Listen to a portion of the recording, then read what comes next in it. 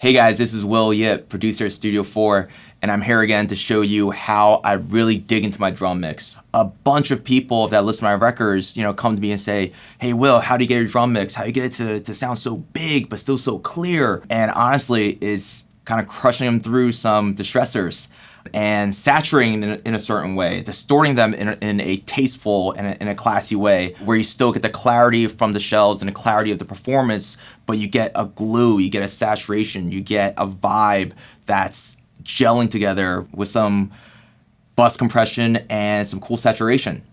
All right, so here's the drum mix without any processing.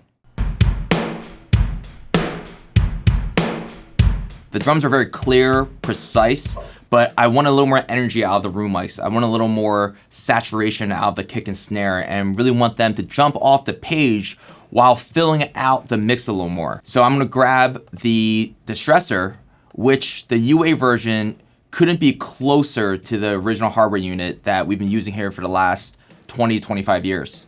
So I have my attack relatively slow and my release relatively quick. Our goal isn't to completely squash the energy of the performance. Our goal is to really just tighten it and bring energy to the entire drum mix without destroying the dynamics of the performance. So I have the input driving my reduction to about 6 to 7 dB of reduction at its loudest points, at the loudest snare hits and the loudest kick hits. With the ratio about 6:1, I'm not touching anything else. I'm not touching the high pass. I'm just adjusting the output to make up for the volume. After the compressor, I always throw on some type of saturation. So I'm gonna grab the Thermonic Culture Vulture.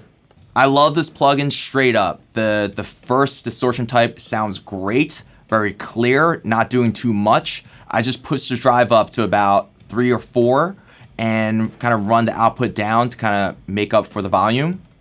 So here's the drum mix without the processing. Again, very thin, small, clear. It has great qualities because it was a great performance, but we're missing that energy, we're missing that punch. Here's the drum mix with the processing. The drums just become alive. They just jump off the page and it sounds like someone's drumming right in front of you.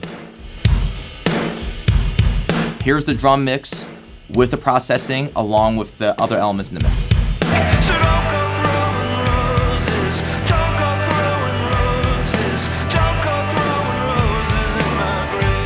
So that's my drum mix.